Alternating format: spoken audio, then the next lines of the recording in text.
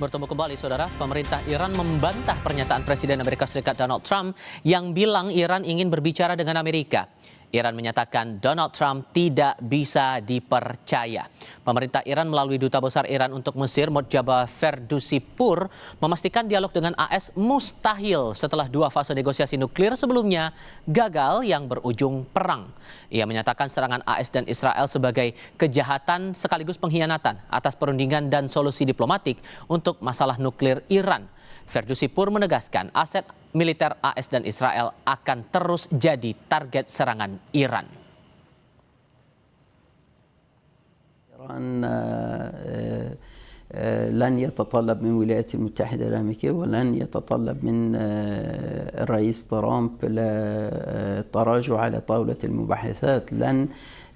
أنا قلت يعني نحن لن نعتمد ولن يكون هنالك ثقة مع ترامب. كيف ممكن يعني من دون وجود الثقة المتبادلة، مع انعدام الثقة، مع عدم وجود اعتماد لجانب الجانب المقابل نتطلب منه الاسترجاع على المفاوضات من جديد. لا أعتقد هذا. ليس هنالك رسالة من طرف إيران إلى جانب الآخر. Pakar Hubungan Internasional Synergy Policies Dina Praptora Harja menilai Iran tetap percaya diri untuk terus melawan Amerika Serikat dan Israel. Serangan terhadap aset AS dan Israel ke negara-negara kawasan Teluk jadi strategi kunci respons Iran. Di sisi lain, negara-negara tempat pangkalan militer AS seperti Uni Emirat Arab, Kuwait, Bahrain hingga saat ini belum membalas serangan Iran. Saya kira Iran sudah mempertimbangkan segala hal. Kalau dilihat dari kampanye mereka baik di level pemerintahan maupun di masyarakat, mereka sangat percaya diri bahwa mereka bisa menghadapi Israel maupun Amerika Serikat. Dan di sini kuncinya justru mereka menghantam negara-negara di sekitarnya atau si Israel. Dan yang menarik kita saksikan adalah justru negara-negara Teluk ini tidak berani langsung menyerang balik ke Iran karena mereka juga menjaga stabilitas. Jadi inilah titik lemah yang sepertinya juga dibaca oleh Iran, sehingga mereka masih percaya diri. Presiden Iran Masoud Pezeshkian meminta maaf kepada negara-negara tetangga di kawasan Teluk setelah serangan Tehran meluas ke sejumlah wilayah di Timur Tengah di tengah perang dengan Israel dan Amerika Serikat. Ia menegaskan Iran tidak akan lagi menargetkan negara-negara tetangga dalam serangan berikutnya. Namun, ia juga menyampaikan peringatan kepada negara-negara tetangga yang mempertimbangkan untuk bergabung dalam konflik dengan mengatakan bahwa mereka tidak boleh menjadi mainan di tangan imperialisme. از کشورهای همسایه که مورد حمله قرار گرفتن از طرف ایران از طرف خودم عذرخواهی کنم برای اینکه ما این روند با اوضاعی که اتفاق افتاد فرماندهان ما، رهبر ما، عزیزان ما در حقیقت جان خودشون رو از دست دادن به خاطر تجاوز وحشیانه‌ای که داشت و نیروهای مسلح ما قهرمانانی که جان برکفن.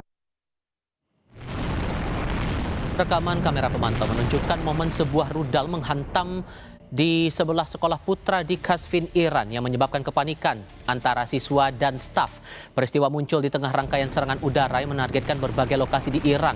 Beberapa serangan lain juga dilaporkan mengenai infrastruktur sipil termasuk sekolah dan kawasan permukiman sehingga memicu kecaman internasional dan seruan investigasi dari PBB serta organisasi hak asasi manusia. Perang AS bersama Israel melawan Iran sudah lebih dari sepekan. Apa yang akan jadi solusi kunci meredakan perang ini? Saya diskusikan ini bersama pakar hubungan internasional dari Universitas Katolik Parahyangan Jawa Barat, Julius Purwadi Hermawan. Pak Julius, dengan Tifal di sini. Selamat malam, Pak.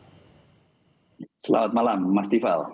Dua-dua pihak AS lalu Amerika Serikat dan Iran ini sama-sama bersikeras untuk melanjutkan perang ini dengan tetap dengan pendiriannya masing-masing. Sehingga kayaknya akan sulit untuk mencapai titik damai. Tapi rasanya yang akan mengubah itu semua game changernya kalau apa?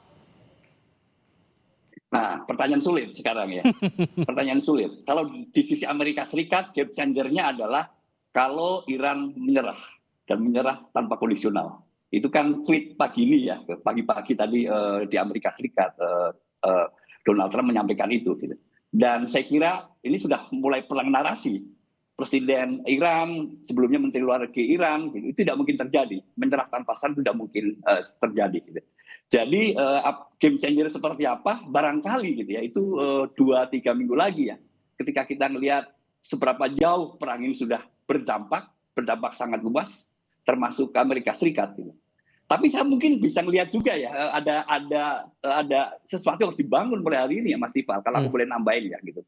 Semisal public opinion di Amerika Serikat, sekarang menarik ya kalau kita cermati, ada satu media yang menyebut bahwa hanya 1 dari 3 warga Amerika Serikat mendukung serangan ini. Itu satu gitu.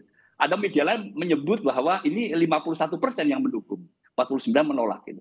Nah, mungkin munculnya di Amerika Serikat pemikiran-pemikiran menentang presidennya gitu ya, itu akan menjadi salah satu game changer yang sangat penting. Mas Tifal. Oke, sehingga menurut Anda kalau kemudian ini masih dikatakan sulit di pekan pertama ini, kalau kemudian dibawa ke meja perundingan, negosiasi, mediasi masih akan sulit atau masih ada celah untuk berharap di situ? Tidak ada celah ya. Kalau saya pandangan saya tidak ada celah gitu. Celah itu kemarin sudah dibuka ya sebelum hari Jumat, sebelum serangan dari Sabtu. Itu sebetulnya sudah dibuka gitu. Dan itu ditutup serta-merta oleh Amerika Serikat.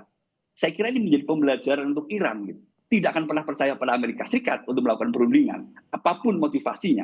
Dan mereka akan belajar dari serangan hari Sabtu yang itu betul-betul tidak menghormati perundingan yang sudah berjalan di Jenewa pada hari Jumat sebelumnya.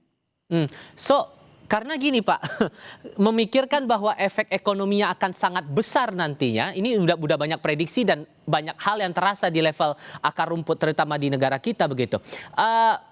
Organisasi dunia bisa berbuat apa kalau begitu? Lumpuh ya, seperti PBB ya, misalnya Sekjen PBB kelihatannya memang tidak punya tempat untuk menyuarakan pandangannya lagi. Gitu. Ya, Dewan Keamanan PBB gitu ya, per bulan ini dan 1 bulan ke depan akan diketuai oleh Amerika Serikat sebagai presiden. Dan sebagai presiden, Amerika Serikat berhak untuk menentukan agendanya apa saja, termasuk resolusi apa saja yang akan dibahas di bawah presidensinya Amerika Serikat. Gitu. Nah ini sayang sekali, saya tidak mau menambahin situasi menjadi buruk gitu, dan menyatakan ini gitu ya. Tapi bahwa dampak itu harus diantisipasi dan termasuk semua negara sekarang melakukan antisipasi itu gitu. Itu wajib ya, wajib dalam 2-3 minggu ke depan, Mas Tifal. Oke, kalau melihat peran dari karena ada banyak analisis, ada banyak informasi intelijen tadi sempat saya diskusikan juga di segmen sebelumnya masalah informasi intelijen yang menyebut bahwa Rusia ada di belakang Iran, kemudian masalah peran dari Tiongkok di tengah konflik ini. Menurut Anda 2 negara ini juga bisa punya peran untuk menengahi ini atau malah kebalikannya? Rusia sudah menawarkan ya, yang saya dengar ya gitu. Kecuali berita ini didesain ya. Sekarang kan banyak juga disinformasi ya. Berita diciptakan oleh AI ya gitu. Bahwa Putin menawarkan diri gitu. Nah ini agak lucu ya gitu ya. Kemarin Amerika Serikat sebagai mediator untuk Rusia dan Ukraina gitu ya. Menarik saya kira melihat itu gitu. Kemudian Cina sebetulnya pernah menawarkan diri juga gitu ya terkait dengan Iran dan Amerika Serikat yang tahun lalu kurang lebih ya. Dan punya potensi kalau Cina ya gitu. Itu yang saya lihat gitu. Tetapi lagi ya gitu ya, gitu. Apakah kedua pihak, ketiga pihak ya, 2 versus 1 ini gitu, siap untuk melakukan perundingan, termasuk siap untuk menerima apakah Rusia maupun China gitu, sebagai mediator. Mas Tifal. Apakah perlu menunggu negara-negara Teluk ini bersikap bersama-sama kemudian jadi mediator di tengah-tengah itu? Mungkinkah itu? Nah, Iran sekarang bermain cantik ya. Iran kan menggempur pusat-pusat militer, basis militer Amerika Serikat di negara-negara Arab ya gitu. Dan kemarin kan sudah ditelepon tuh oleh Pak Menteri Luar Negeri gitu. Saya kira cukup cantik dan menjelaskan bahwa tidak ada maksud membangun permusuhan gitu ya. Tidak ada maksud menyerang, tetapi betul tujuan serangannya adalah ke pusat-pusat yang dikontrol oleh Amerika Serikat. Jadi bukan dikontrol oleh negara-negara Arab. Itu saya kira menurut saya bermain cantik. Dan hari ini kalau tidak keliru Presiden Iran juga menyampaikan hal yang sama, tidak akan melakukan serangan lagi. Gitu. Nah ini bagian yang cukup penting ya, pendekatan yang cukup penting meyakinkan bahwa negara-negara Arab tidak akan menyerang balik terhadap apa yang dilakukan oleh Iran. Gitu. Nah memang problemnya adalah Iran harus benar-benar melakukan serangan secara presisi ya, jangan sampai meluas berdampak kolateral. Ini kan kemarin juga Menteri Luar Negeri menyampaikan itu. Gitu. Kalau terjadi ada dampak serangan ke hotel misalnya, ke bandara, itu kolateral namanya. Itu disebut dengan dengan mohon maaf ya, gitu, bahwa ada collateral damage tentang itu. Gitu. Nah, terhadap pertanyaan apakah negara-negara Arab bisa bersikap sama, gitu ya, itu juga mungkin barangkali menjadi game changer. Gitu. Nah, sekarang problemnya adalah negara-negara Arab kan sedang sibuk dengan bagaimana caranya ini mengantisipasi satu, gitu ya, serangan rudal-rudal yang masuk ke negara mereka, gitu ya. Bahrain minta bantuan Inggris, gitu ya, lalu negara-negara minta bantuan Perancis misalnya ya, gitu. Itu saya kira yang mereka sibuk lakukan, gitu, daripada mereka kemudian bersuara yang sama, gitu. Lalu kemudian Qatar, Arab Saudi juga mengumumkan mungkin akan menstop produksi minyaknya, gitu ya. Ini kan masih individual ya, masih satu-satu mereka merespon terhadap serangan Iran. Kita belum bisa mengharapkan ada satu suara dari negara-negara Arab, Mas Tifal. Oke, kalau begitu saya coba tanyakan begini. Menurut Anda ada nggak negara yang bakal menjadi penengah di sini, jadi mediator? Karena kalau mengungkit dari obrolan saya kira-kira 2 hari yang lalu di program Kompas Petang, Pak Agung Sasongkojati sempat menilai secara kultural dan posisi politik, India tampaknya bisa punya peran jadi mediator. Anda merasa itu juga masuk akal atau ada negara lain yang potensial? Dan kalaupun ada, apa hal yang mungkin akan dipertaruhkan di tengah jadi mediator itu, jadi penengah itu? Ya, India mungkin ya, gitu, bahwa posisi dan Amerika Serikat yang kadang-kadang sangat dekat, gitu ya, tapi pada waktu yang lain juga sangat longgar, gitu, bisa berseberangan. Termasuk contoh misalnya dia mengimpor minyak dari Rusia, gitu ya, sekalipun Amerika Serikat tahun 22 saya kira mengumumkan ban pelarangan mengimpor dari Rusia, gitu. Dia melakukan itu, dan itu berbeda ya. Gitu.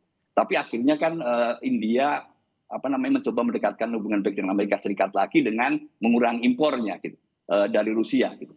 Lalu kemudian sekarang dia mengantisipasi shortage BBM dari Timur Tengah, salah satunya dengan mengalihkan ke Rusia. Dan saya mendengar bahwa Amerika Serikat tidak keberatan gitu, untuk satu hal itu. Tampaknya mungkin ada sisi yang memungkinkan ya. Gitu. Tapi jangan lupa dengan Iran sekarang persoalannya. Gitu. Kedekatannya dengan Netanyahu beberapa waktu lalu media menyorot itu gitu. Lalu kemudian Iran juga mengingat bagaimana posisi dia terhadap IAEA gitu ya, India yang berseberangan dengan Iran gitu, jangan lupa itu. Lalu kemudian juga gitu, dengan Kashmir. Itu satu hal ya gitu. 1, 2, 3 hal menurut saya yang barangkali membuat India sulit, sekalipun barangkali secara kultur gitu dia memungkinkan. Tetapi dalam sejarah negosiasi dan mediasi memang siapapun gitu pasti punya cacat, punya kelemahan. Nah, sekarang tinggal kecerdasan, kemahiran diplomasi saja gitu ya, yang bisa meyakinkan masing-masing pihak untuk menerima gitu, dan termasuk menerima proses perundingan bisa dimulai. Mas Tifal, itu pandangan saya. Oke, Pak Julius, terima kasih banyak sudah berdiskusi dan berbagi pandangan bersama kami kali ini. Sehat selalu ya Pak, selamat malam. Usai menerima kabar musisi Vidi Aldiano tutup usia, sejumlah kerabat mulai mendatangi rumah duka di Cilandak, Jakarta Selatan. Kami punya laporan langsungnya sebentar lagi.